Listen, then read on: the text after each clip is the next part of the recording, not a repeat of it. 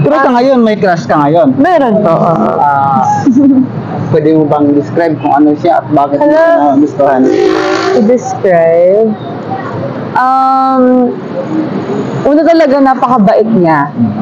Tapos, parang kahit unang pag-uusap pa lang namin, hindi ako nakaramdam ng parang ng discomfort kahit unang pag-uusap pa lang namin. Parang comfortable agad ako sa kanya. Kaya hindi rin, parang napalapit din agad ako sa kanya. Kaya hindi rin mahirap na, parang napahanga ako sa ganyan. Ganun po. Pero sa palagay mo, siya ganun din kaya sa'yo?